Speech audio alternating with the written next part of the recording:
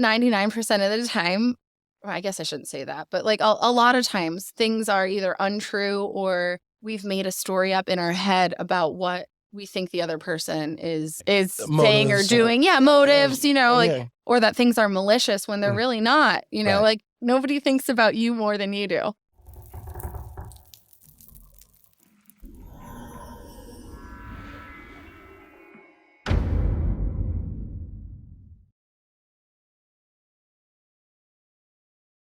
Welcome back to the Real Estate Excellence. Today, I have an update show. Megan Farrel Nelson is back in the house. She's made a move over to Real Brokerage, one of the fastest growing brokerages in the industry. She has written a book, Women in Real Estate Who Boss Up. Woo. Looking forward to talk to her about that and why everyone should get a copy of it. And she's also recently had an event. I want to hear the details of with a bunch of industry leading ladies and a women empowerment gathered in Palm Coast. Megan, welcome back to the Real Estate Excellence Podcast. Thank you, Tracy. Thank you. So excited to be here. And I will say, when that original podcast, we had some really great reels from, and I think I sent you a lot of them. Yes. And, I know you do a lot of personal development. And just some of the sound bites I was pulling out of those in those reels, in the titles, a lot of those reels had thousands of listeners. They really, really did well. And that one day when you launched the book and I sent out that reel on the same day, that was totally ironic. I was like, was everyone Googling you that day? Right. Yeah. Well, yeah, it's all the therapy. Yeah. I'm just kidding. Well, kind of. Tell us about the event. I remember it was in the first week of March, and I remember talking to you, and you were before that. I can't think it was before the RE Bar Camp event or something. And you were really nervous. And when I talked to you, you were writing a check that day for the venue. Yes. Yet you didn't have any RSVPs yet. Nope. Didn't know if anyone would show up. What you built it. Yes. And they did come. Yes. Tell us about it. Yes. So at RE Bar Camp, which shout out to RE Bar Camp, always love that place and getting to connect with all the leaders in Northeast Florida there. But at RE Bar Camp, I wrote the check for the space that day. And if you've hosted an event before, or even like a birthday party for a 7-year-old, right? I feel like there's so much that goes into putting an event together. And that was a big and I had to bet on myself at that moment, right? And it was nerve-wracking for sure because the event space was not cheap and it was the biggest event that I was hosting so far and a lot of moving parts. And thankfully, like you said, like we built it and the women came. And I can give myself definitely absolutely pat on the back and give myself credit for taking that first step. But it's just the community. We have a really solid community of strong women leaders here in Northeast Florida. And, I reached out to, as usual, I just called all my friends. I am a sum of the 5 women I surround myself with, and they are all very, very smart women. And I was just like, hey, I've got this idea. You want in? And as always, they all showed up and brought their A game. And we had Candace. She flew in from California teaching about Instagram. We had an agent, Mary Murphy from New Jersey, who came down and talked about leverage. And we had just a whole slew of women from all over Florida who came in and talked about different brokerage types, different teams, how they run their team. And it was just and we had Joanna Watkins, who is the chief legal counsel for Florida Realtors, come. And when we usually hear from Joanna, it's usually, contract updates, right? Like boring stuff no one wants to listen to, but we have to.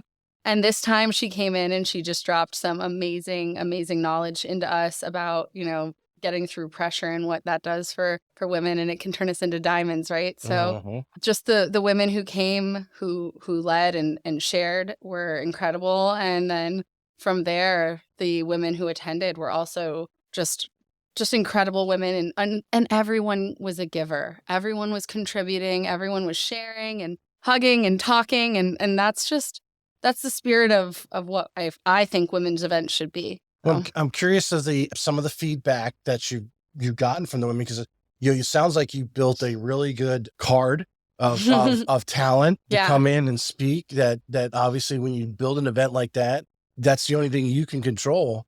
But I imagine a lot of them, you got a lot of feedback from what was going on in between during the breaks and the conversations that were happening then. Yeah, and that's also the magic in events, is just getting to network with other top professionals and build relationship with other women. Being a female is obviously a very unique experience in our industry, as, especially a lot of the women who are attending events are around my age and my life experience, which is, motherhood and wife and or spouse or, those kind of things too. So getting women connected to, the speakers kind of plant the seeds, right? And then when we have like coffee time or lunchtime and networking afterwards, it allows for people to take those seeds and like, sow them themselves with the agents around the room. Let me ask you, because you just said something, how you phrase, you said something, basically the challenges of women in our industry. Mm-hmm. To me, I think women dominate our industry. Well, from a male's perspective, women, I think the top, now there are some men that really do well. They're kind of silent behind the scenes. They're not as, I don't want to say flashy, but like doing the social media and stuff like that, as we know the women are. But when it comes to showing, what's the bottom line?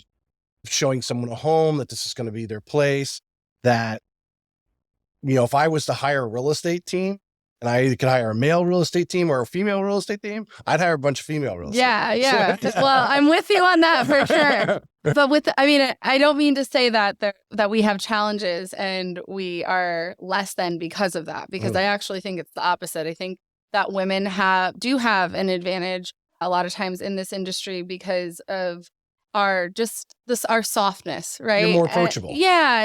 And like it's funny because I obviously work with my spouse and he is a fantastic real estate agent. Like the technical side of being a realtor, he has down, he nails it. Our P&L, he knows it to a T. I couldn't tell you what it looked like, this week. And so obviously that's a super important part, but you can't get to the technical side of it without building relationships with people, without like I used to joke that Brady's the numbers guy and I'm going to show you which room you want to raise Johnny in, right? Because I care, like that's the stuff I care about, is like, what memories are you making? And, I get excited when I see that. And I think a lot of women do, have those strengths in their softness. And I also think with our softness comes our strength as well, because I'll tell you, I wouldn't really want to negotiate against me either.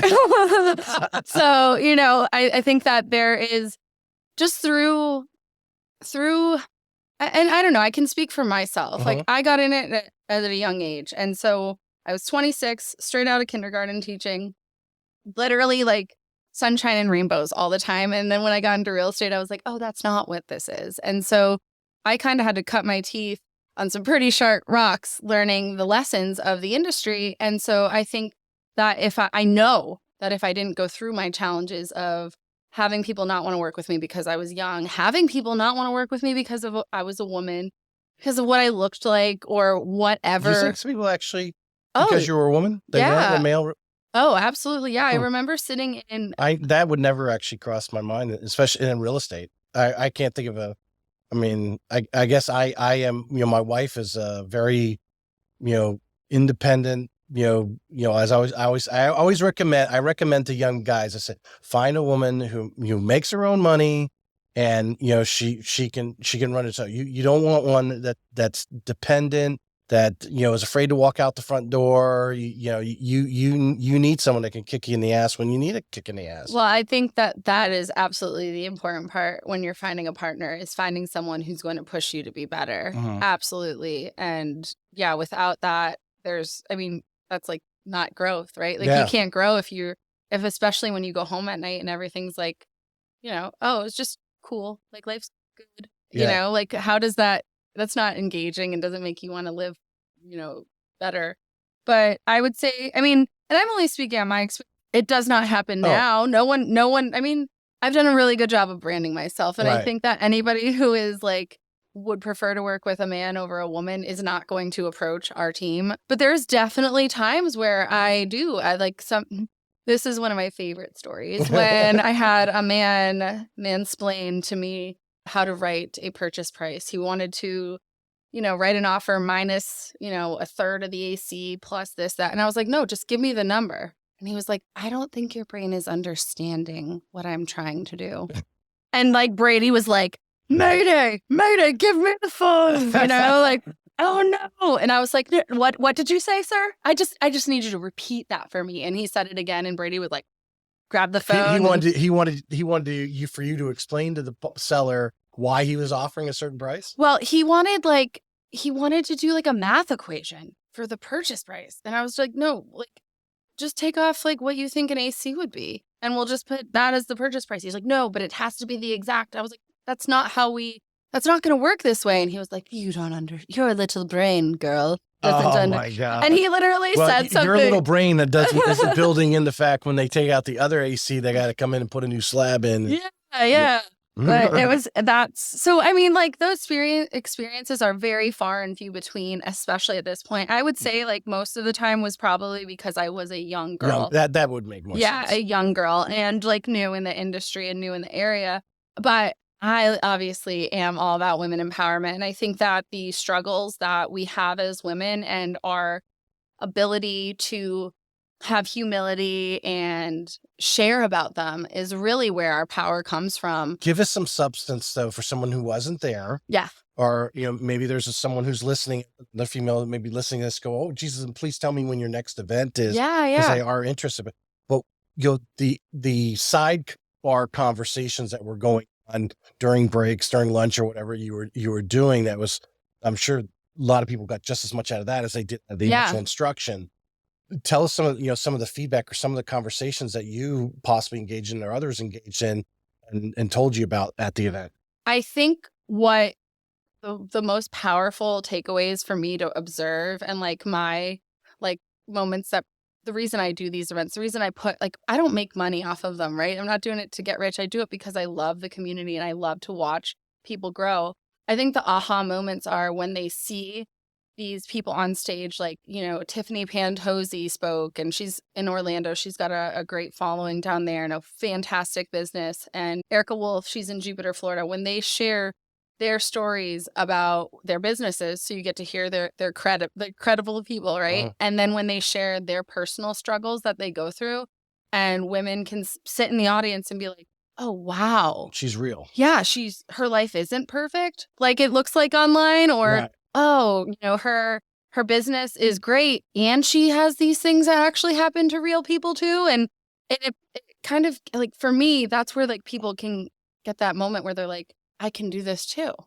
And I think once you have that switch flip of like, wait, if they can do it, so can I, or why not me?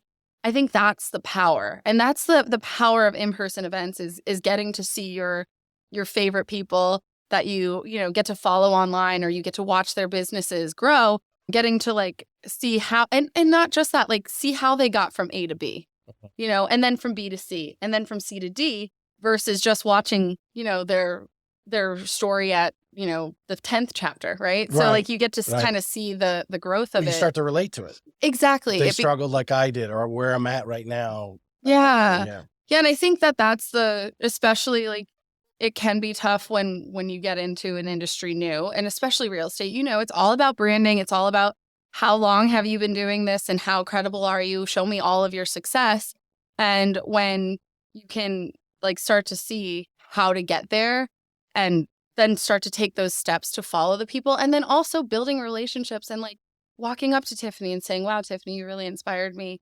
And then now you and Tiffany have a relationship, and now you guys are in each other's DMs, and now you can actually ask for tangible advice when things pop up and grow. You shoot them an email or shoot them a text, they're more likely to respond to you now before they know who you were. Absolutely. Yeah. And I mean, everybody knows that the secret to being successful in the real estate industry is relationships.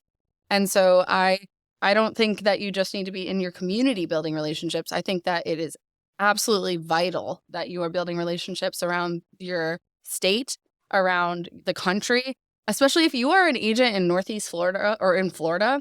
You need to be going to conferences outside of Florida. That's how I built my business, was getting involved with the local association, going to the NAR conferences, and we have coach as well, and going to our coaching events and just building relationships there. There's over 2,500 people a day moving to Florida. Like that's nutty, right? And so chances are, if you go out there and you start building, you get a referral, several referrals a year. That changes.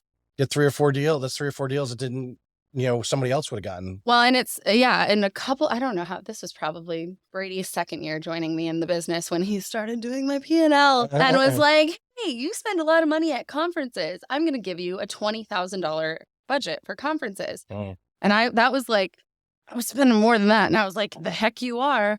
And that year I was like, watch what my conferences do for our business. Mm-hmm. And in the first 2 months, by January, we had already closed $12,000 in, and this was 4 or 5 years ago. So this is a different market when prices are a little lower. Right. We had already had like $12,000 commission, like net, not gross, like that was net. From a referral from referrals from agents across the country that I had met at conferences. And so I was like, how about that budget? Can we up it, And so he started to see the power in building those relationships. And that is right now, that's probably, I would say maybe 50% of our business is agent to agent referral. Coming from out of state. Out of state or other areas in Florida. Yeah. Interesting. Yeah. We're super heavy on agent referral. Patty Ketchum. I was, had her on actually the fall of 21 when I went back into her video and started cutting some reels out. Yeah. And she actually mentions in there, one of the things she regrets was not getting involved with her board as early. Of course, now she's super involved in real estate,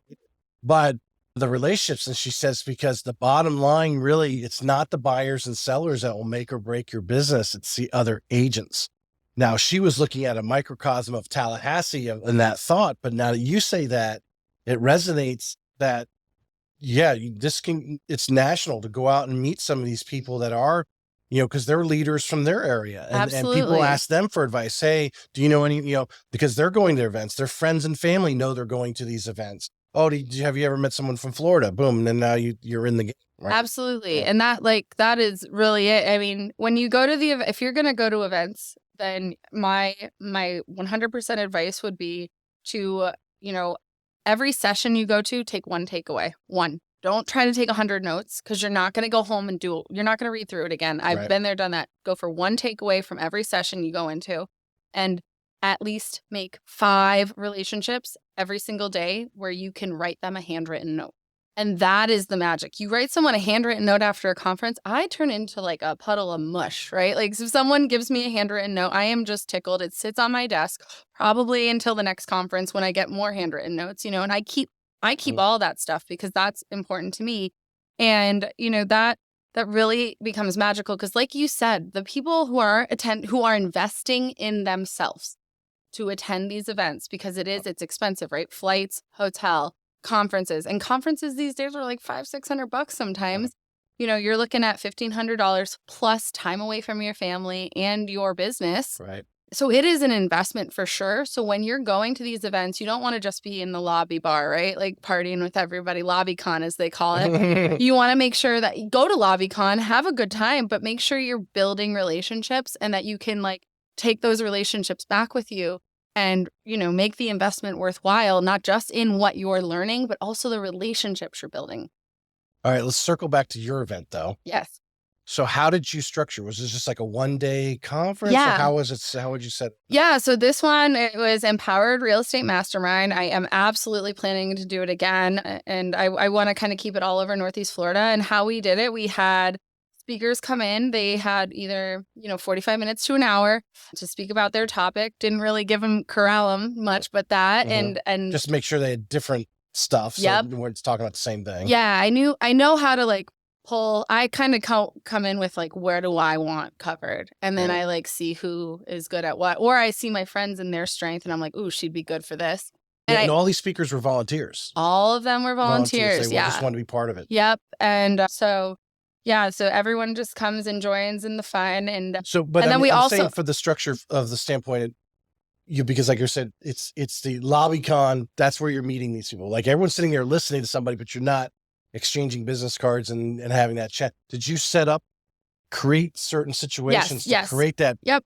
Yeah. So we had a little breakfast coffee area beforehand, and outside it was it's on the water. So there was a nice area for people to walk around and kind of get chit chatty before they came in. We had our tables set up where people they were circle tables. I love circle tables because it really allows for conversations to happen. Mm-hmm. And then of course we have lunch. We don't try to squish lunch. We try to give as much time so people can chat and and really engage in those conversations. And, Stevie Hahn came and she did some pictures for people too. So I try to incorporate a little bit of, not just sitting for the whole time and just allowing people to really get to connect with each other afterwards. And so so they go on like 9 to 5 type of thing? yeah, it was 10 to 4, I think 10 was to 4. that. Yeah. So what was your takeaway afterwards? Now that you've done one, what are some things that you wouldn't do and some things you'd like to do next time? Yeah, that's a good question. So next time I am catering lunch. That is it. How did you do it this time? I have an amazing event planner and she handled lunch, but I just think with the volume of people we had, it's time to take it to the next level, which is great, right? Like I love feedback that is, and I knew that like once we started, I was like, oh wow, this is a lot of people. And it doesn't see it's like application and like, visualizing it are two different things. Yes. So definitely catering lunch. I think I'd try to do 10 to 3, to be honest with you, with like a 3 to 4 kind of like happy hour-ish thing afterwards with mocktails. And yeah, just have a set time at the end where we can all connect and really like share our takeaways and things like that. When I did the Lift Retreat, which was a 2-day event, we spent probably an hour and a half at the end and we ran over and no one left. Except for like maybe like a mom or two that like had to pick up their child. Right. But we all like sat there and we were crying and laughing and hugging and that is the real magic. So I think, that is something I would definitely allow for at the end is some extra space for people to really dive in on those connections. And I think beforehand I need to do a Facebook group for my events and just have the community where women can talk about what they want to hear and what they're excited about and beforehand. So the community building's happening before you even walk in the room. So I think cater lunch, have extra time at the end specifically for continuing to build those relationships and also having time at the end to like pass the mic around and hear different takeaways. I think it's really impactful when, I can sit and listen to a speaker and then Tracy, you share about what you took away from them. And I'm like, oh, wow. Yeah. I heard that differently. Let me kind of reframe my thoughts on it. Or you were focused on what you heard and didn't hear what the other person heard. Yeah. And I think, that's growth, right? Is being able to like communicate with others and hear other people's perspectives and like reflecting on it with your own perspective and just, shaping your thoughts and kind of shifting around. All right. So this is why, obviously I love women. We had Heather Monahan on. She's a big woman empowerment person before. And I wish men, well, there are some guys that have created some groups. I've seen advertisements. They want you to pay big money to go to their thing and empower. I don't think men have, I don't know how to describe it, that kumbaya type of thing where you guys are bonding in there. Yeah. And talk about what it means for you and what it means for the other women. So, question I asked you before the show, because it was a question that came up when I had Heather Monahan come up, is there are some women out there that say they support, but they don't. And what it actually means, because maybe they don't understand. Maybe they, because maybe they were grown up, I don't know, maybe they were grown up in a more, I don't know, authority or the male aspect of things, and they're trying to be like a man running a corporation versus the female perspective of running a corporation. And they don't understand how important it is for women to, have these events and share this thing. Come together. And because obviously in the end, the bottom line is you walk out of there, you feel good and you feel better because you are better. Yeah. Right. That's true. Because of these stories you share. Express to those who may not, maybe it's male or these females, as we talked about, some of them fake. They say they were for women empowerment because they're a woman. Then why wouldn't they? Right. Yeah. But they're not, but really the next day they're out there, shooting down a woman because maybe they feel that she's a competitor or something. Sure. Yeah. So I think there's kind of two pieces to that. And I'm going to address the first one, which I think, you said like a female, and what I took from it is like they have to be a little harder, right? And like they have to be a little tougher. They think they do. Yeah, they think, yeah. Well, and I would say that there's, there's two different energies that all people have, and feminine and masculine. And sometimes I get caught up in my masculine sometimes. And like want to take over the world. And even when Brady came into my business, it wasn't until 3 years ago where I really could step back and let him lead. And it wasn't because, like, looking back on that, I don't think it's like these women who are in that energy or even put women down, and whether intentionally or unintentionally. I don't think that people are acting in a I like to believe that they're not, out there deliberately hurting other people. I think it's all about like protecting themselves and doing what they think they have to do to survive. And I think that, for me, it's come with life experience that I've been able to soften. It's come with experience in the industry. It's come with building my confidence in myself. Because I think sometimes that's a shell, right? Like we put on this like hard exterior, nothing can hurt me. I am tough. I am superwoman. Like you will not break me.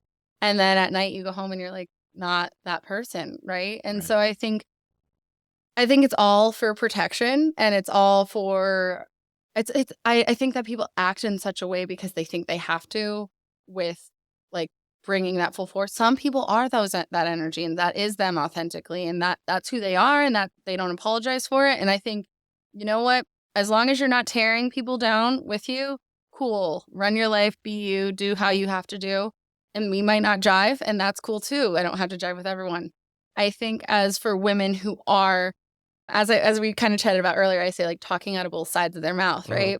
I will say that I think all of us are guilty of it. I think as humans, it can be human nature. I got a text this morning and I was telling Taylor, and it was not very kind. And the old Megan would have replied back just as unkind. And I would have been, I don't even remember the words, but I would have not been that. And my response was, listen, I'm happy to have a conversation with you about it, but what I'm not going to do is listen to you insult me. And that wasn't nasty. That was just me saying, hey, we can talk about this, but you're not going to beat me up over this. And I think the person sending that text, I don't think she was trying to tear me down. I didn't see that. When I read that text, I was like, wow, I hurt her somehow, and she feels like she needs to talk to me in this way. How much of a relationship do you have with the person on the other end of that text? Pretty decent one, yeah. Because I think a lot of what we're talking about, whether it's corporate America, you go on with this, it's someone's trying to move their way up the ladder in corporate America, for example. I think everyone can, this stereotypical story here that you put on this face, or a woman feels she's got to act like the men's, sort of, I guess, if you will call, they got to be tough, right? Because they don't want to show that they have feelings or emotional, because that's what the typical, you're gonna say, oh, she's too emotional, she's gonna cry, whatever, type of thing. I mean, I'm a crier. I mean, I laugh when they say that like women are more emotional, and every time I've seen a man respond to or even like a debate with two men debating back and forth, I'm like, y'all are way more emotional than we would be. Like, yeah, is really knowing that person. You always, this person, and I think a lot of times people, get emotional and something, we come off and we say something, right? But if you know that person, if you've had a long friendship with that person, that you sit back and go, okay, because you had a second with a text message. One thing is someone's in front of you, your immediate thing is like fight or flight, right? So you immediately respond and fight back. But over the text message, you're like reading that and going, okay, I know Sally. She's all right. Hold on a second. She's blowing off steam. Calm, you could calm your ass down. I'll talk to you about it, but don't insult me. That's basically what you said. Yeah. But I mean, I think that's a skill. That is not a skill that I've had, even in text, it's maturity. Yes. Yeah. Life maturity and business maturity. And I think that hurt people, right? So like if you're not going to see some person who's living their best life out there shitting on other people, right? Like having a great business that's true to themselves, that are living to their truth and authenticity, you're not going to find them out there putting other people down. You're not. It doesn't happen.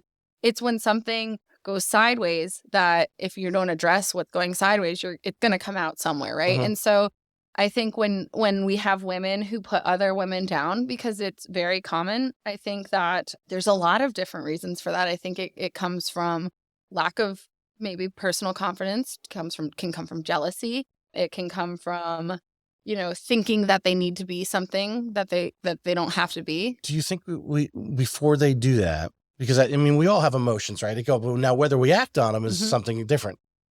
Where's this going to get me? No, I don't think anybody thinks before they say things that are inappropriate. I think that it is just that knee-jerk reaction. And that's something that being in recovery has really helped me with, is like, pause. Just take pause and take a breath. And even in person now, my response, if that was in person, my response would have been like, oh, wow. Like, I feel like we are not, you might be misunderstanding where I was coming from with something, but let's take a minute. And I would, even if I can't address something at a time, I will say to somebody's face, listen, even Brady and I, if we're in a moment, I'll say, I'm going to walk away right now. And we always say, I love you. Like, it's always like a compliment. Like, I am going to walk away. I value this relationship. And even with customers, right? When customers are getting worked up, you could do the same thing there. I really, Mr. and Mrs. Seller, I can see you're getting, frustrated. And I understand. I understand completely where you're coming from. Why don't we take a break from this conversation and let me get myself composed, and we can revisit it here in the next 15 minutes, 20 minutes if you have time, or we can do it in a couple hours. Right. Just being able to de-escalate, because, 99% of the time, well, I guess I shouldn't say that, but like a lot of times things are either untrue or we've made a story up in our head about what we think the other person is saying or doing. Motives, or that things are malicious when they're really not, like nobody thinks about you more than you do. Right. Like the person that sent me that text today, they weren't thinking about me. They were thinking about how they felt and how it made them feel. And that's why the lash out came, was because about how their feelings were. Right. And, like I could have taken the stuff personally because, like, are there some, and also I think when you're in these situations, acknowledging that like there can be partial truths, like when they say like there's 3 sides of a story, yours, mine, and the truth, like, because, and all of them are accurate, right? Because it's your experience, it's my experience, and then the objective experience, right? And so I think just, the real, to get back to like the women part of it, I think that, if you are a female and you have somebody who is consistently nasty to you, because trust me, I have faced a lot of it as somebody who is consistently trying to innovate, as somebody who's testing out brands that aren't in our market, who's going out and going to conferences, who's hosting events. I had people tell me that $99 was too expensive for no one's gonna go to that $99. I'm like, y'all make 10 grand on a home sale. Yeah. If you come to an event and you don't learn one skill that's going to help you sell another house, that's on you, not on me. And $100, that's you and your husband going out to dinner. Right? No, like half dinner. But that's without drinks. But I think that, like if you're somebody who is facing criticism and it seems harsh, I think like, or you see somebody who is out there talking women empowerment and you see them having like these, talking out the other side of their mouth, or putting you down, I think you're going to have to see what you want with that relationship. But I think it's absolutely appropriate to approach from a neutral standpoint and just say, hey, like, do you want to go get coffee? And if they say no, that's their thing, right? Like, you can't change somebody, but just say like, I would really love to get to know you. And I don't think you have to address that, I heard you said this about me. Because I've also approached it that way and it doesn't work. The Housewives of Orange County. Yeah, Real Housewives. Real Housewives of Palm Coast, Florida. But yeah, I think that like, just getting to establishing from, let's say you hear somebody says something about you, establish what, like, 1, does it affect you?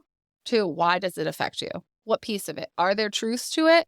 Can you learn from this thing that's being said about you? Right? Like, there's lots of times that I come across too harsh. I used to be the worst deliverer. I'm still not great at delivery, but it's how you say it is the most important thing, that's right? What my wife says anyway. Yeah. But, like figuring out, like taking a minute to look at the comments Objectively. But the bottom line here is building that relationship. Yeah. Don't assume someone has evil intentions. Correct. Unless there's some sort of history of that. Yeah. But if you don't know somebody long enough to really form these things, or like you're saying, we're going back to the audience, if you're following, going back to the original question, which was these women who, talk out of both sides of their mouth. They say they're for women empowerment, but yet they're over here stabbing women, to what they think is going to make them gain some gain. They're going to get out of it, I guess, is why you do it, right? Yeah. But I honestly would only address something if you value the relationship and care to build like on that relationship. Like I know, if I heard one of my good friends said something, I would be like, hey, what's up with that? Let's talk about it. Maybe you're not wrong. Maybe I did act out, because I'm a human too, and I can be a jerk, right? I can. Guilty. And I think if you can't acknowledge that you're a human and you make mistakes and learn from them, then like, what's the point, right? Yes. But I think that also you don't have to give credit to everything that's said about you. Well, I heard this we brought this up, the thought came because I don't know where I was flipping around different things. It might have been an Instagram reel or a reel somewhere this morning was talking about if people are actually talking stuff about you, it's because you're doing something. You're doing something You're right. doing something. If no one's talking about you, that means because you probably aren't doing anything. Yeah, exactly. You will strike a chord with people, especially you are making a move, whether your real estate business going, or you focus on social media and you start getting your game up, or you start a podcast and you consistently do it. There's going to be people out there. Always. Obviously, the greatest compliment is when people copy you, but there's also people who are going to say, he's going to fail, or she's going to fail. They're not going to do it. And it's because they themselves in their own personal things. And some of those things is, it's their own personal thing. It's not, they're just trying to appease themselves, and you just need to walk away from that. Absolutely. Yeah. Anytime that it's just a negative, like a comment that you can interchange anybody's name into it, like, oh, they suck. Like, what does that even mean? Right. Like, okay, go ahead, say that all you want. Or, everything doesn't deserve your attention. And once I got to that point, I don't have full peace, but I have much more peace than I did before, when everything everybody said, I was like, oh no, worried about it. It goes back to, you mentioned it earlier, surrounding yourself by 5 people, but also putting those positive people in your life that are your cheerleaders, that, want to see your success. You want to see their success, and just wipe clean slate of the negativity of people. You just got to move on from that. That is like the key to my, like, one of the 5 things of my life that I focus on is like putting people around me that if I call or in them and I'm crying, they'll walk out of the room they're in and they will be there for me. And even if they're like, I have to call you back, like they still call me back, and they, build me up and remind me who I am, because you need the people to remind you of who you really are. Because the noise is loud, man. Loud, like you said. Especially the more successful you become. Totally. It becomes louder and louder. Yeah. Yeah. And here's the other thing, that especially in the real estate industry, there's like 25,000 ways to run a business in real estate, probably more, right? Like everybody's business. I've never seen 2 businesses that look exactly the same. I totally agree.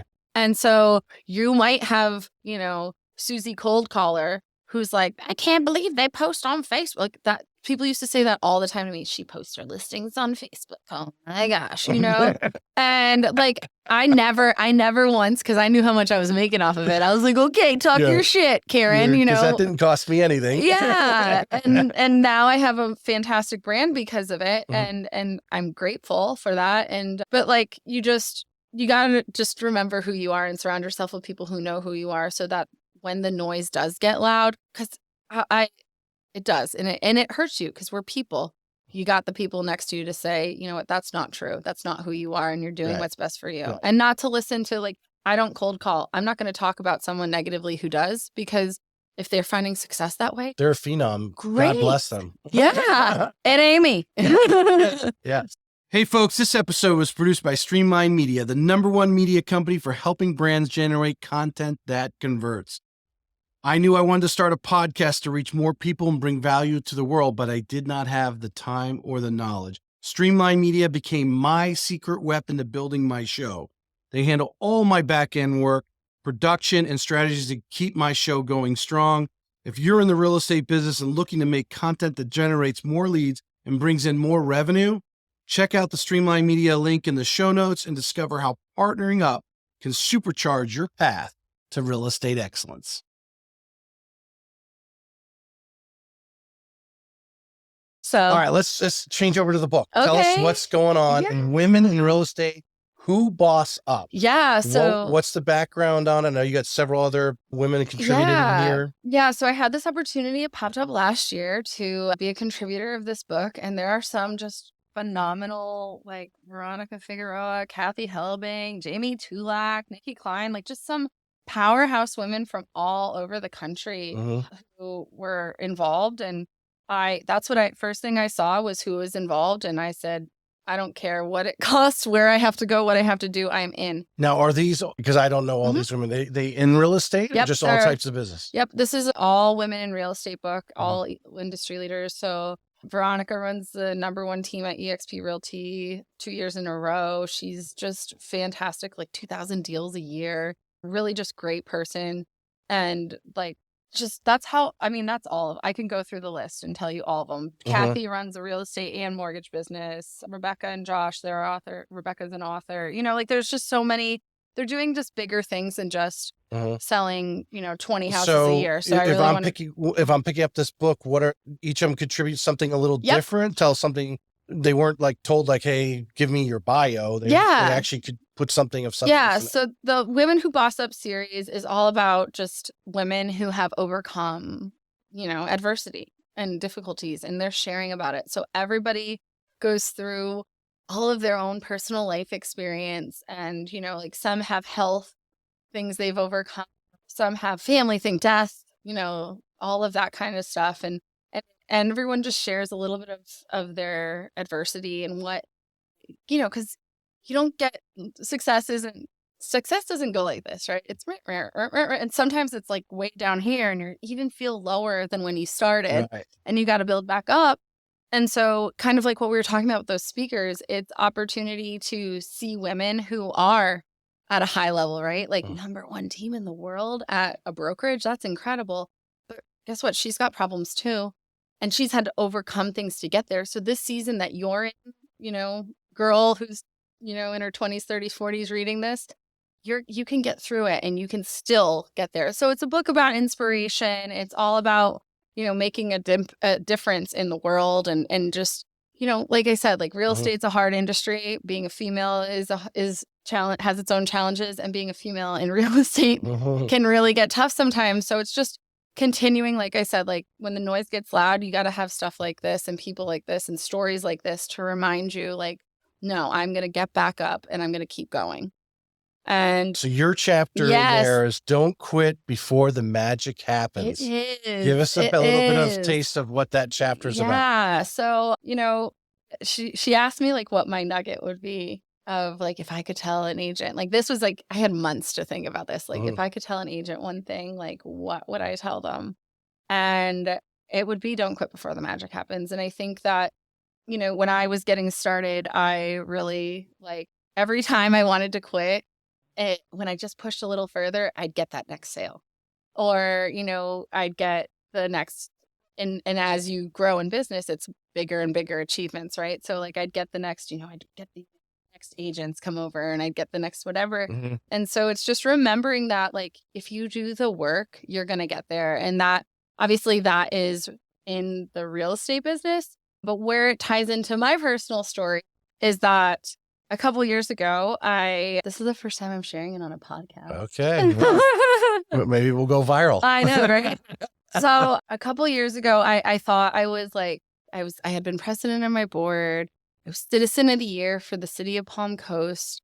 I don't even know what that means, but it sounds cool, right? And like I just had all of these. I was chair for Florida Realtors Young Professionals Network, chairs at NAR.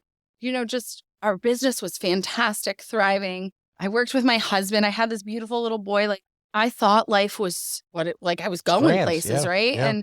But I couldn't connect with it. Like I couldn't, when I got Citizen of the Year, I remember I didn't even post about it on Facebook. And that was like really telling for me because I was living my life through Facebook at that time. And soon after this situation, I ended up going to a real estate event. And at that event, I was in the wrong room with the wrong people. And I ended up being drugged and sexually assaulted. And that experience has changed every single aspect of my life today. Like the Megan before is not, she doesn't even exist anymore. And it wasn't through, like, I can talk about it now, but if, 2.5, 3 years ago when this was going on, like, I wouldn't have been able to say my name because I was so broken. And the only way that I was able to get through it was by putting myself around people who were there to pull me up when I was down. And, speaking of women struggles, people didn't believe me.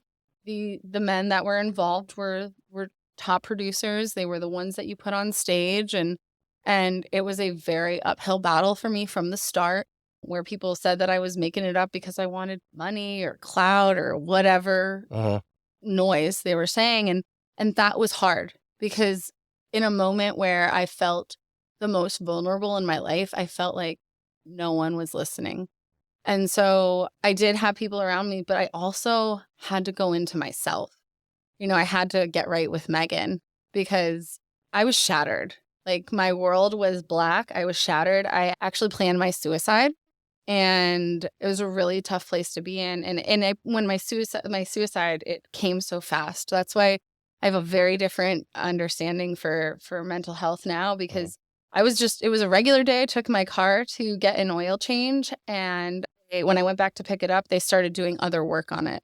Like, the brakes had to get fixed or something. That when you go to the oil change, they're like, 17 other things. Yeah. And they had just started doing the work. And So this changed your plan. So that's when that happened is what triggered me to go, I'm going to go up and I'm going to jump off that bridge. And am I going to jump in front of a Mack truck or a car? Am I going to be one of the people who regrets it if I don't die? And it was like this. Like, it happened so fast. I was not in control of my thoughts. And I looked at my husband and I was like, I need help. Like, I can't stay here. I need to figure out a way to move through this.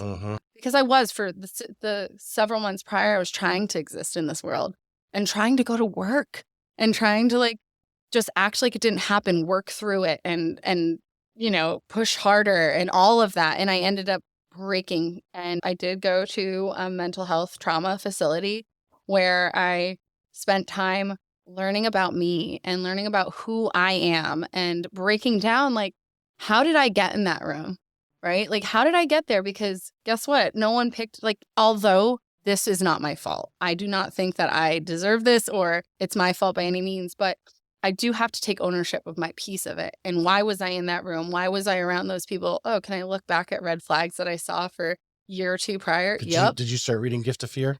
So I have it. I did. Okay. I have it. These are going to talk about those red flags. Yeah. Go ahead. Yeah. But that's the thing, right? And it wasn't until I could take ownership of my piece in that, and I could forgive myself for it, that I could start to even begin to move forward and begin to have light in my life again. Like, I remember I ran a lot during that time, and I was going for a run, and I remember one day going for a run and I smelled the flowers. And I know that sounds so weird, but no, it doesn't. I just smelled the flowers. Not to me. Yeah. And I was like, I've been running the same path for weeks and I've not smelled the flowers. Oh, okay. I thought you were going to tell me it triggered a memory. No, I was bringing myself back to life. Okay.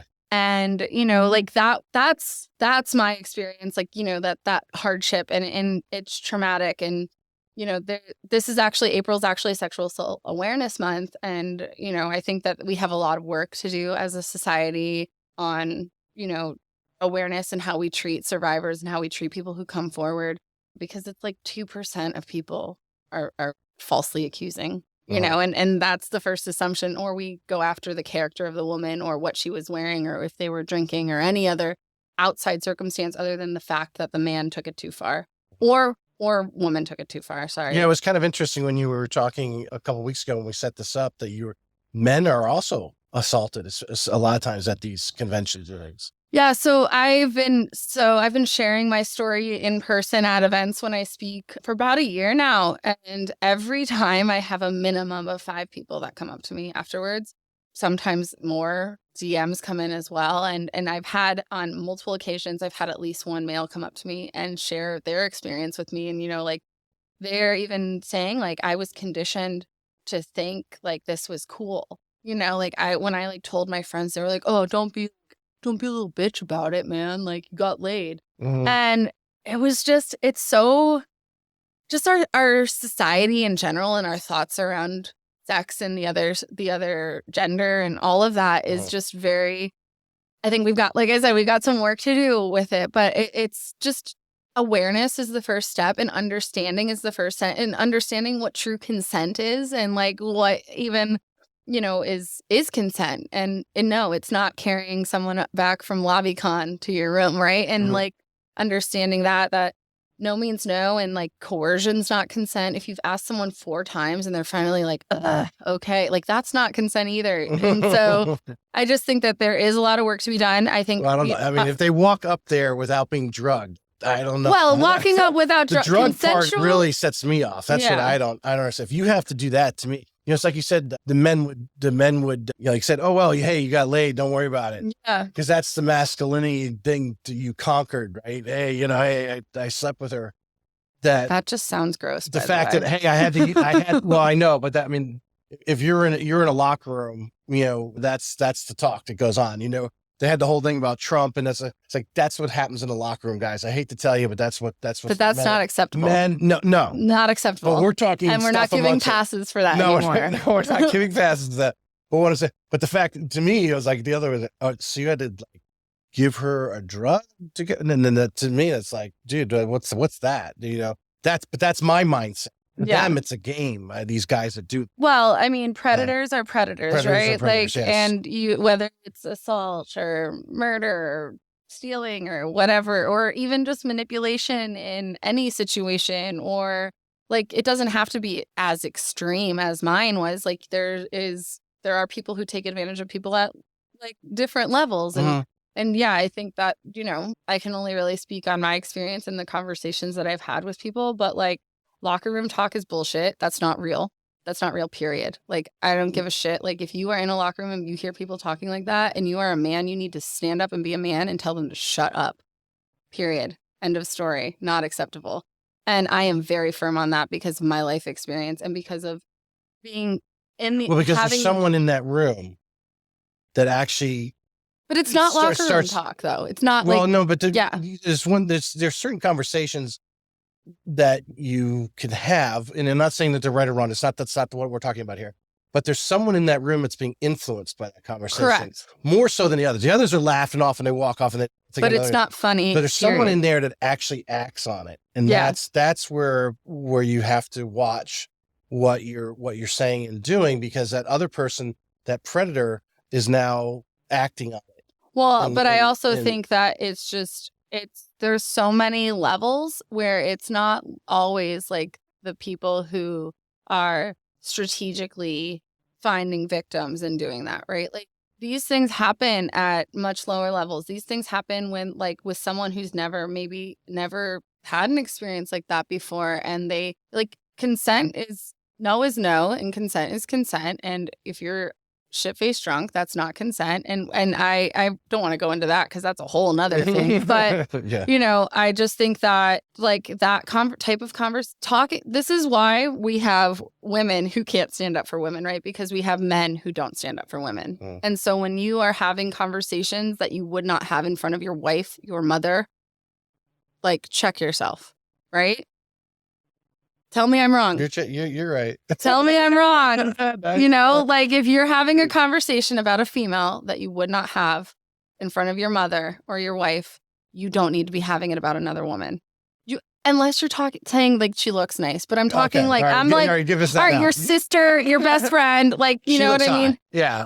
But even like, you gotta watch because Yeah. like, like, it's just, if you're, yeah, like, and this is why we are starting with awareness around these conversations. This is really good, because you brought something that you made. My thought is, we don't think about it when we're in there and we're we'll just say, that locker room and a bunch of guys just talking, talking stuff, talking trash, whatever, Mm-hmm. and in there. But someone who is being influenced in the wrong, you don't know who that is.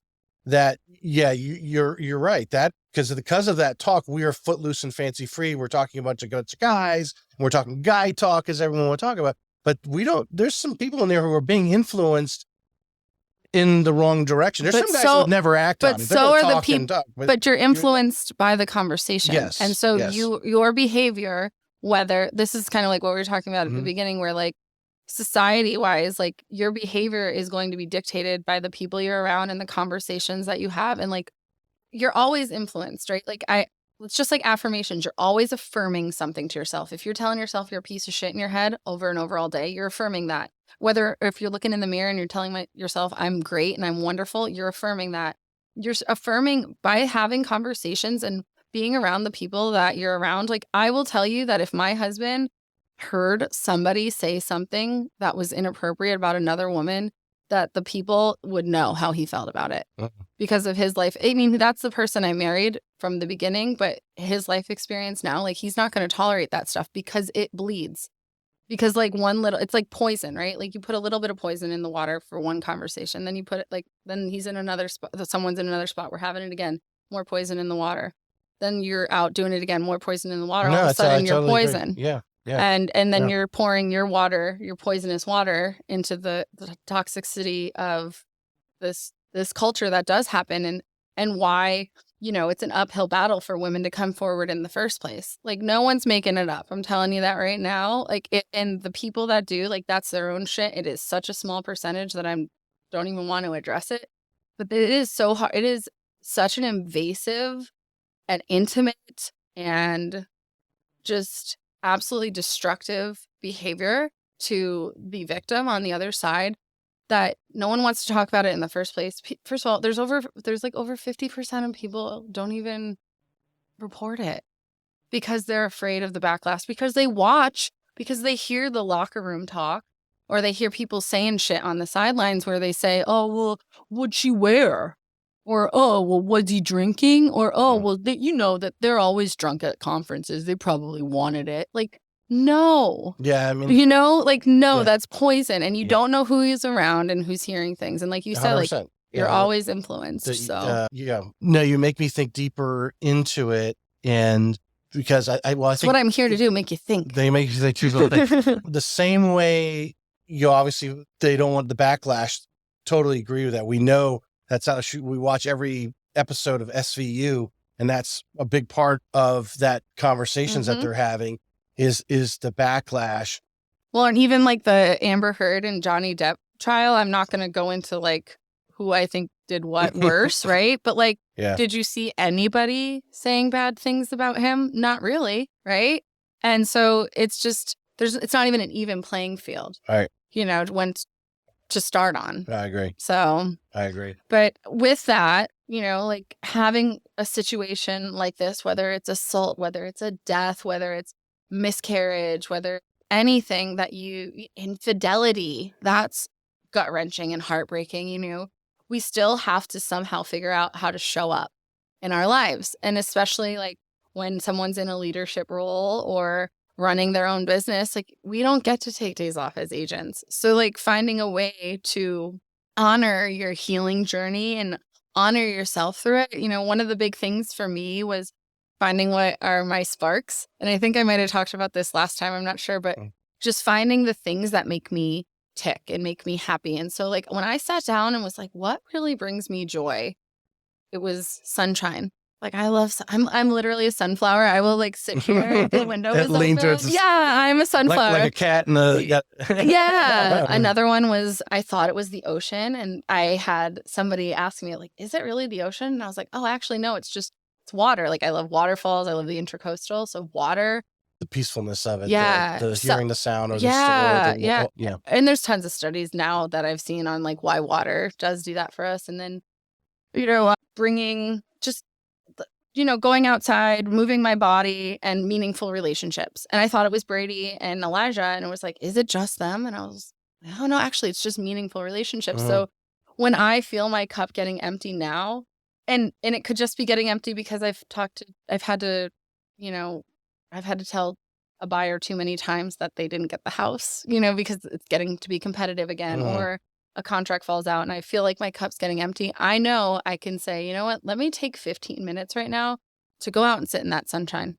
Or, after work today, I'm going to grab Elijah and I'm going to go to the beach because I want to be by the ocean. And so it's being able to acknowledge what are those things, those sparks that get me through, and how can I implement them into my daily life so that I'm not getting to that point of complete depletion anymore. And also like building myself back up higher so that on the hard days, those hits aren't as hard. So, yeah.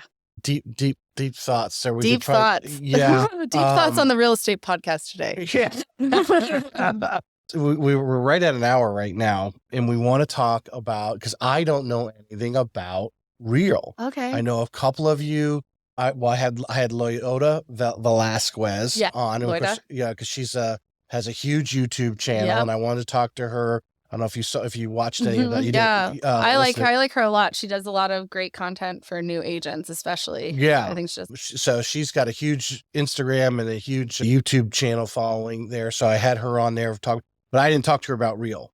I wanted to talk to you about it and what is it about Real? They're obviously, I even told my wife, I said, well, who, what?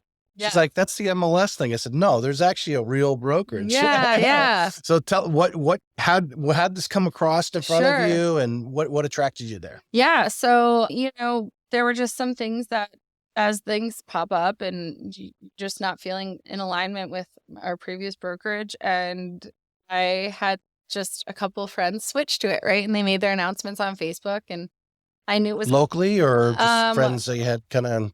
One in Florida, couple out of state, and just it was on my radar. I am very much like, I love cloud-based brokerages. That's like, I like that model. I like the compensation plan with the revenue share and the stock. And so it was on my radar because I knew it was very similar to EXP.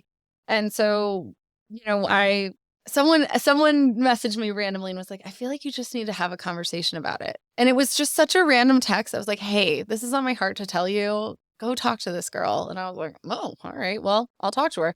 And that person had no financial gain in it. So I was like, why not? This is another tip for real estate agents. Like, if you close the door before you even explore an opportunity, don't do that. For me, I'm always about exploring opportunities because there's always something to learn from everybody. Go sit down and have a coffee with somebody. Don't just because they're with whatever. Yeah. You could create a relationship, even though you don't, they don't recruit you. You're not really interested this time. Maybe later you are, but maybe you create a relationship. I have literally interviewed with every single brokerage in Flagler County over the years. And I have never regretted one time sitting down with someone because, like you said, you're building a relationship with the leader in that company and you're also learning. So like, there's things that you can learn about a company, and maybe it's not all the checks, right? All the boxes aren't checked, but now you're like, actually, they have that thing. And I need to add that to my list of must-haves for the next brokerage that I go to.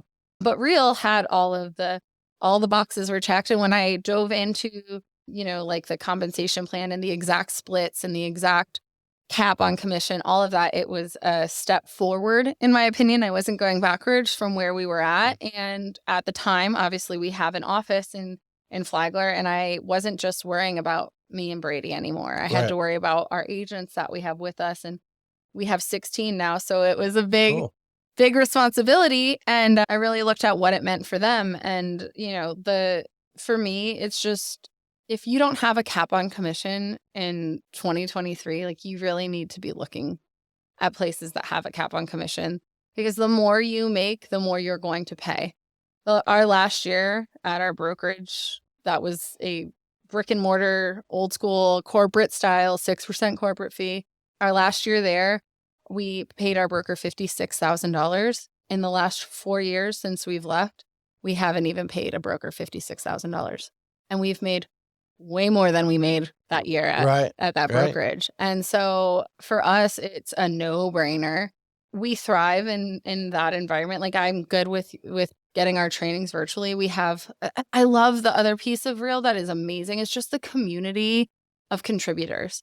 Everybody is a contributor. We make it really easy for agents to help agents. And so we have platforms where we do weekly Zooms. Different agents host weekly Zooms. There's, one on teams, there's one on marketing, there's one on branding, there's name it. There's commercial, there's leverage, name it. There's something going on. There's someone talking about it. And, there are pretty consistent times every week. And even if you just want to hop in and see one particular person that you've been watching speak, you can just pop in once. You don't have, there's no commitments to going to them. They're all online.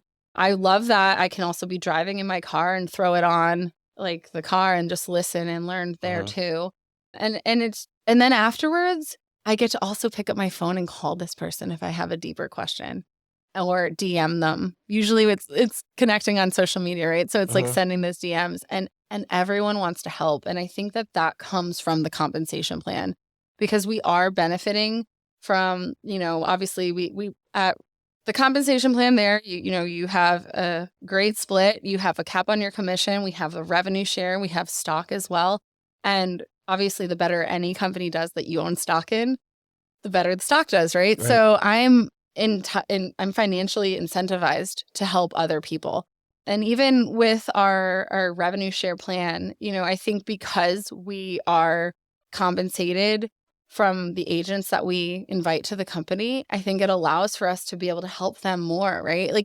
It makes you feel good. There's no resentment building because you're this new agent keeps coming up to me in the office and asking me to help them, and they just go to the broker, right? You actually are being compensated for helping new agents. And so I think it's a very mutually beneficial relationship. So if you're friends with Real in Michigan and you want to be a real estate agent here, you don't know, and they basically, I guess you call it a sponsor. Is that what you? Yes. Yeah. So they call it a sponsor. So is that person, if that person wants to come, now they're not directly sponsored by you in your office, but they are indirectly, obviously you're part of Real in that, umbrella of revenue sharing.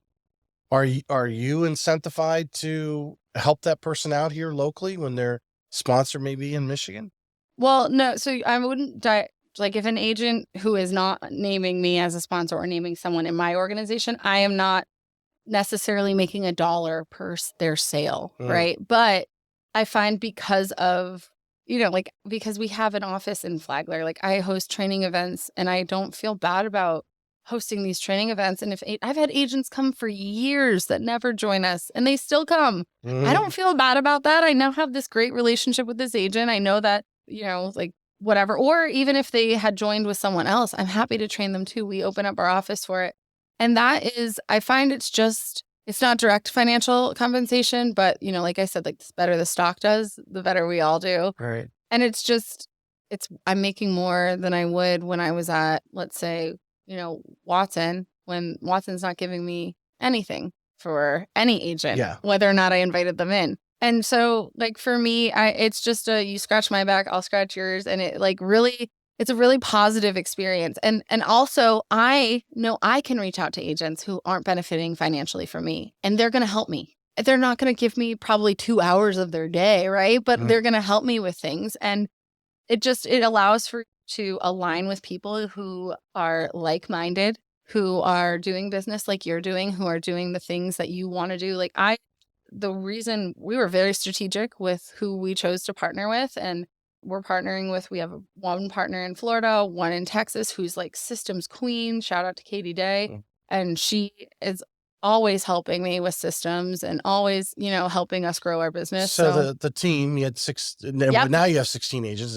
When you made the move, did all of them come over, or does it change you? Yeah. So not all of everyone came over. We had a couple, I think 2 got out of the industry, a couple stayed at the other brokerage, and then one went to a different brokerage. And that's okay too, right? Because everything's not for everybody.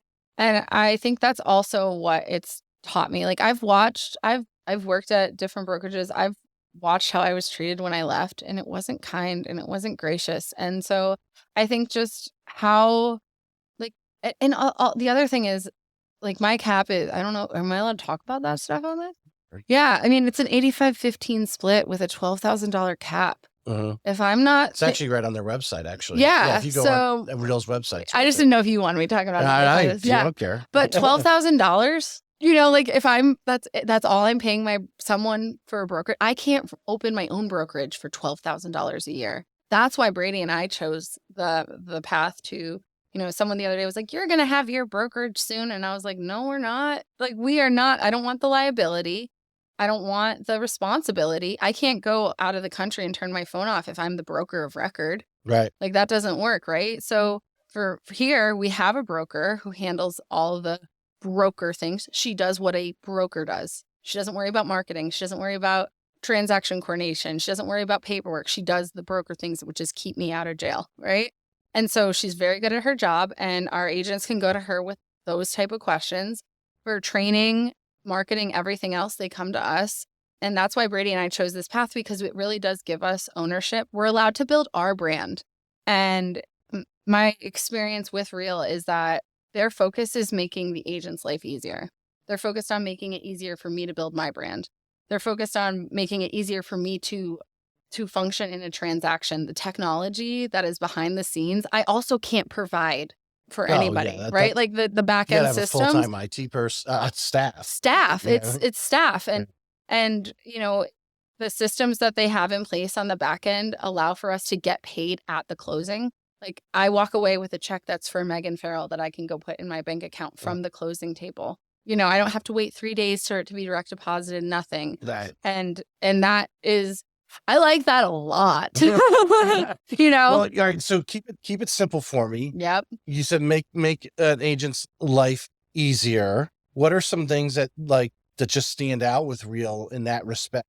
Yeah. So everything is done on an app. So I like tablets. So I have it on my tablet, on my iPhone. Everything's done in the app. We can upload our contracts in there, approve our DAs, which is our disbursement agreement, which is what allows for us to get paid. So even one day, our first closing at Real, Brady didn't approve his DA. So they came out and they're like, oh, we only have one check. And I said, go prove it. And he literally went in, approved it. We were going to leave with one check. And by the time we took the picture, all that, bye-bye, buyer, seller, congrats. And we walked out to the door. They were running out behind us and tapping on the window. Wait, we have your check. Mm-hmm. And so that was super cool experience, because it was within 15 minutes of us approving it. And they had the email to the title company and back to us. So it's just, the whole focus is the customers, like making the customer's experience better, which if you make a customer's experience better, my experience is better. Because, we're working together now and making it more seamless for them. Well, obviously you were with the other big virtual broker, and you go to Real. For someone who's not with a virtual, who may be with a Watson or a KW, you kind of cross over because you still have an office. Mm-hmm. You have a place. We're like a hybrid. Yeah, you're hybrid. Yeah, where people can come. How important is it? I mean, obviously you must see this in having that super technology from a company who's designed to be virtual. Yep. So obviously they're pouring all their money into technology versus brick and mortar. Yep. But yet you cross over on your own dime. Yep. To lease out a space. Yep. in creating a team.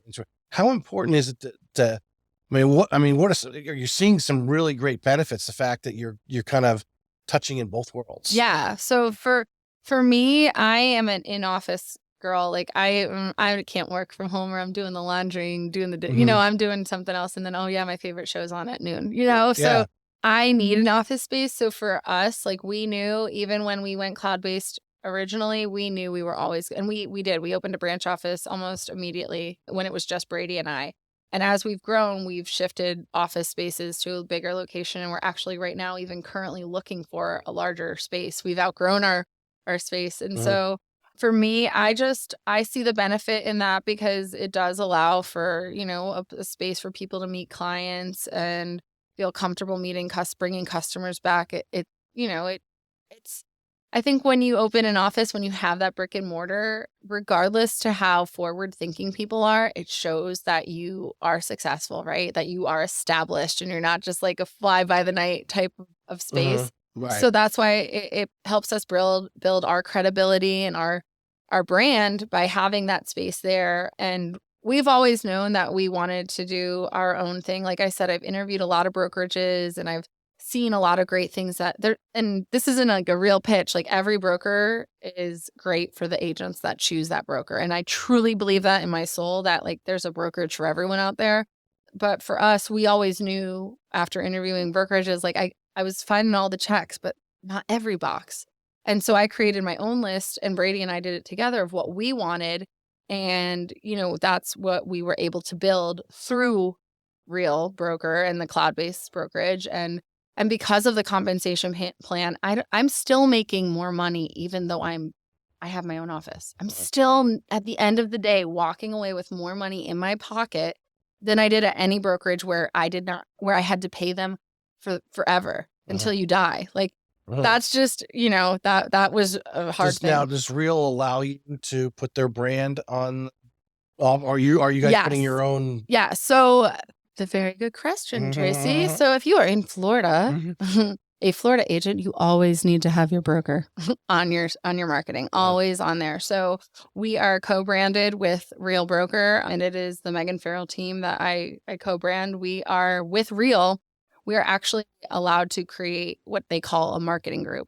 So our local office in Flagler is working on creating our name for what is going to be our marketing group. And it's not a team. We're not tied to each other financially, but we can all operate out of. So like how, like I'll use Remax, like the different franchises are like different Remax franchises have their own kind of name with it. Right. We're able to do something similar there at Real. Obviously the state of Florida has rules about team advertising. So check your state, check your licensing rules. But we are in compliance with the state. We are able to market our own office as we see fit. And obviously with the Real Broker. Now you're looking for an office space larger because your team's growing. And are you looking for more of a, or just a business suite that's big enough, or you actually want to get out on the street and have possible walk-ins? Oh, what is your overall ideology on that? Yeah. I mean, attitude? I think that walk-ins are not as common. I think, you got, obviously most of the people are looking online and that's what you should be building your brand is online through whatever platform, social media, Google. However, I think that if you we would like to be on a nice main road. So we have the opportunity to just have that continuous branding. It's more from a branding perspective. I kind of look at every piece of marketing I'm doing is like, is this branding? Like, am I continuing my brand that is seen through everything? So our office space, ideally, we would want big signage just because I want to keep that brand out there. And Real Broker is a relatively new on the scene brokerage, right? Especially here in Florida and in my market, there's really just our office and a couple one-offs here and there. And so getting that brand out there, I have the Megan Farrel team, so we don't really get questioned. But, for the new agent, I want to help build that brand for them so they can use that and help them grow their business. And the other thing that I want to add is just the leadership at Real Broker is like, that was a big aha for me. And it was at their Real conference. I hadn't switched over. I was going there because I wanted to experience what this culture, everyone was like, oh, the culture is so great. And I was like, all right, let's see it. Right. Yeah. And I love that one. Yeah. But you have to feel that. And that's the other importance of events is like getting out there and being there. But Tamir, who's the CEO, he got up on stage and he threw up all the logos like Keller Williams, Century 21, Real, like all of them up there. And he said, all these companies have one thing in common. But I'm sorry, Reals wasn't up there. All these other brokerages, all of them have one thing in common. And I've been to a lot of brokerage conferences and I was like, here goes the shit talking, right? I was ready for it. And he goes, every single company up there is good for the agents that see value in it. And where they can grow, if they can grow their business there, it's a valuable company to that agent.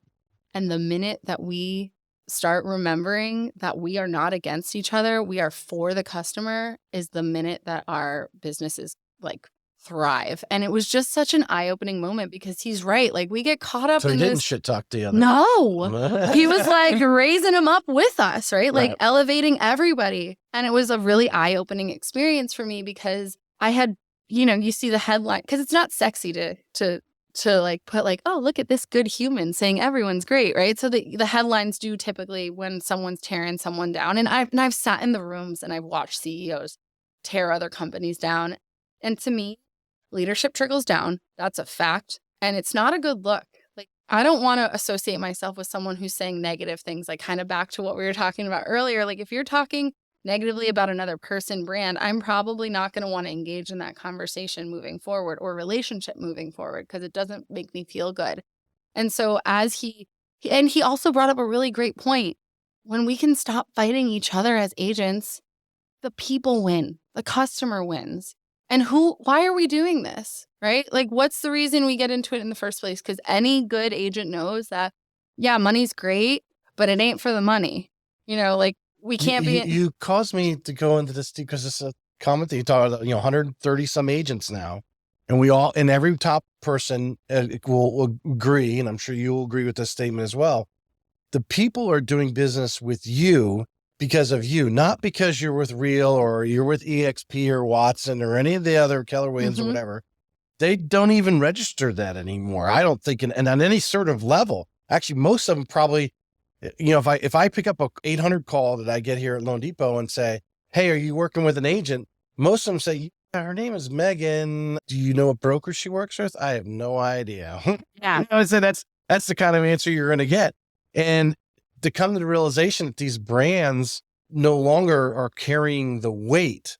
It's what value they're actually giving the agents, like you said, or in this, like they're like, this attitude was, yeah, Real, we want to do, EXP doesn't offer that, but we do. They won't offer it, they can, but we offer it. And that's the positive thing. Yeah. Because they don't offer it. Well, that's their choice. They don't want to offer it or whatever. Not to sit there and say, oh, they're terrible. They do this. They do that. They do this. Because I think that changes with the seasons. Yeah. You change leadership in each individual brokerage. You might have a brokerage, a Remax brokerage in Michigan that kills it, and they do all the great things. Now every agent in there is super, and they all do all the things. But then you come down to Miami and go to this Remax office, and they have the worst leadership in there, and everybody's just really bad. What I mean? It just doesn't, stick. But obviously they come to the realization that, it is all about the agent. Putting the agent and creating their own branding. We're just behind the scenes to give you that administrative support and education. That is spot on to what my experience has been at Real. Is like, they are encouraging me to build my own brand, and like, not even just encouraging you to, like, providing trainings and providing a platform where people can get up and train. And like, I have the opportunity to show what we've built here, and they're not like, oh, but not like that, like, whereas I've been at when I built my team, I was at a local brokerage and I got my logo and I was all excited about it. And they were like, yeah, but maybe can you make it like our logo colors?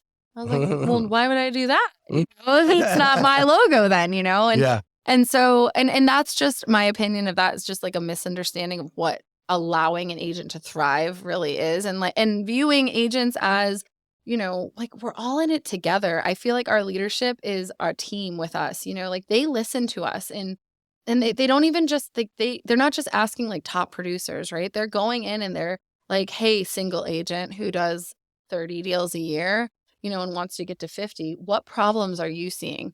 Not just what we're reading about online, right? Like the sky is falling, Chicken Little syndrome that comes up online. They're diving in the trenches with us. They're talking to team leaders. They're talking to single agents. They're talking to people all over the board. And I've watched them make change. And before we moved, it takes us a long time to make a decision on moving, because like I said, it's a big responsibility. Well, as deep as you are into your career as an agent to make a move like that. Yeah, it took us like 5 or 6 months before we made a decision. And even the transition we made before that, it took us 7 months. And, so we're really diving into all this stuff and sitting back and watching and listening and hearing just how people talk and where do we want to be aligned. And for me, it was an absolute, like, when I heard that man on Tamir on stage, when he was like, they're all great companies for the agents that work there, I was like, I'm home, because I'm tired of the negativity. It doesn't build you up to tear others down. So if we can find a way to, coexist and And that is magic. And that's the beauty of this industry, because there are so many brokerages. In the last 2 weeks, 3 of my friends have opened their own brokerage. And what did I do every single time? Picked up my phone, ranted and raved in their comment section, right? Loved their stuff. And I picked up my phone and called them, and I told them sincerely from the bottom of my heart how excited I was for them, how proud I am of them, how much I know how hard that is. I know how scary it is to put yourself out there like that. And I cheered them on because I care about all of them and I want them to succeed. They're not with us. I don't make a penny off of them. They're actually direct competition to what Brady and I are trying to build. But I can step back and acknowledge that, like, everybody doesn't need to be with me, right? My people need to be with me. And if I can shine my light and show what not only Real Broker offers for them, which is a whole lot of tech, a whole lot of community, a whole lot of training, but also what Brady and I offer to them and who we are as people, you know, that's where I win. And that's where the people we have, like, our office right now, I could tear up about how fantastic our crew is, and just the support, the communal support, you know, and like you were saying earlier, we have, with how our structure is, obviously Brady and I shifted first, right? So Brady and I are financially benefiting from, I would say, the most, right? From anybody in our office. We're also on the hook financially for the most too. But we have agents in our office who don't financially benefit from each other, who are on calls with each other and doing open houses. Like, my proudest moment was one week I called one of our agents and I was not feeling well. So I said, hey, I need a little support this week. Can you be a leader for me? Like, you know, like, just if you hear anything in the office and people need help, be there. And like 2 weeks later, all of a sudden, like, no one's asking me for open houses. And I see these ads going up on Facebook, like, open house this weekend. All of our agents doing open houses at each other's open houses. No one had, and I say they bother. Didn't feel to use you as a conduit anymore. They could just go to each other. No, they didn't call me. They didn't like, you know, and it doesn't bother me. Of course, I'm always here for calls and to help, but like, no one reached out to me. No one asked me how to run the ad. No one asked me how to do the marketing. No one asked me for my listing. And it was honestly the most beautiful moment that I've had as a leader. And when the birds start to fly. It makes my heart. It really like it's literally like the birdies are out of the nest. And you know, like this week we have one agent who's having her first closing, Shelly.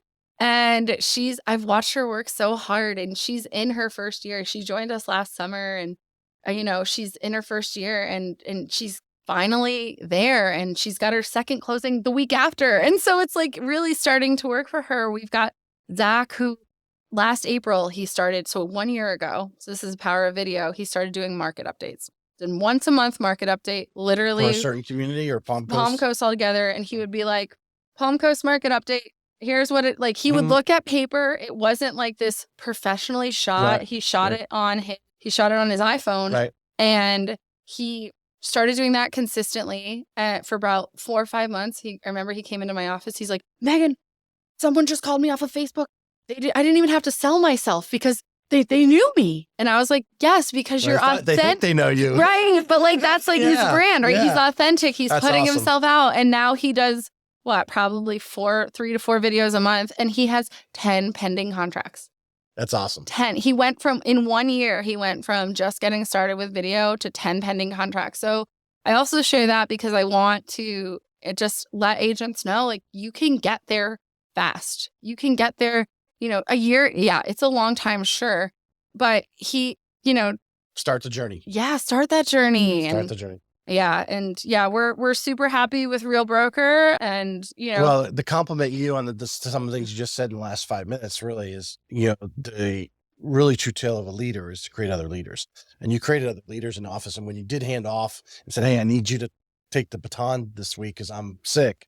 And they took it, and now they're off flying on their own. They are. Yeah. It's beautiful. And then they inspire each other. And it's magic. It's such magic. Thank you for the compliment. I will also credit Brady because he is also just a fantastic leader. And we're both former educators. And I think that's kind of the magic of the balance of leadership is like, because I used to be a micromanager. I did not know how to actually lead. I thought I had to like lead and then do for. And so it's a tough break. Leadership is very hard. So Well, the part of it that you're talking about real, and they're allowing people who are not people that are on top of the list or whatever to share some of their little ideas of how they do something, may trigger someone over in Texas. Go, I like the way that realtor does it. They've gotten, even if they haven't gotten any deals, they just like it. So they 10X it and they're really good at it. They have to do it better. Yeah. And it goes on to share those ideas. And I think a lot of corporations don't dig deep into they don't call their soldiers and say, what are your problems? Yeah. They don't do that. They call the guy 3 levels up. Yep. And you say, hey, what are you guys' problem? Of course, he wants to say there's no problems because he's running his area the best. Or his problems are recruiting problems. And that's not the average agent. The average agent isn't here to recruit, you know? We could talk about, that's a whole other side subject over there, but actually what's going to put the boots on the ground and do it. And that's kind of refreshing to hear that. In the sharing of ideas of however small they may be to one person, that may be a huge game changer to someone else. And I think the other really cool thing that Real does is they study not study per se, but they see what their competition does. Mm-hmm. And so they take what their competition does and then they see how they can make it better. And obviously better is, a personal word. And mm-hmm. so they're just working on elevating the entire experience for the agent, for the consumer. And like I said, when the customers are winning, the agents are winning, you know? So 100%. I want to wrap things up. Did we miss anything? I think we covered. We covered more than expected. We went deep into some things there. We did. Yeah, I'll just say if people do have questions about Real Broker, I'm more than happy to, you're going to tag me and everything. Yep. So more than happy to have conversations about that. We have seen the most success with it, our business. We've closed this year. Is there a way on the keyboard to make the L backwards like they do? I can send it to you. I got it. Is there some sort of keyboard the tab there? Yeah, I got it for you. I got it. And then where can they Amazon for the book? So you can reach out to me personally. I can personally send you one. I'd love to write a little note in it for you. So 100%. I would definitely. I would love to give some out here. Can we get some in that thing? Yeah. I do have a couple with me. So we can give them away. And also for women's I have a website, empoweredrealestate.com. And that is her. Yeah. HER, just add her to the end. So it's empowered with an H in there. So okay. So it's EMPOWHERED realestate.com. Okay. Tricky. I know. It's a hard one. It's a hard one, but it's got her in there. So just if you got her, you got it. And I actually spelled it wrong and forwarded the wrong spelling ones to my website. When's the next event? We're going to we're going to get one together in the fall. Super excited about that. Also hoping to have a large launch event, which is the Real Broker, our kind of our group of people doing a launch event in Jacksonville in the fall as well. So we've got a bunch of event opportunities coming up. Definitely a virtual summit over the summer we'll be hosting. So best way to connect with me is social media. And also for recovery, fellow survivors, I'm here for you guys too. If anyone has any wants to talk about any of that stuff too, happy to engage in all of that conversation and support around that. Love always. And I'm just here to help. So anybody needs anything, happy to help. 100%. Thank Megan, you. Thanks for coming on. Thank you, Tracy, you're always elevating our industry. So Thank you very much. Thanks.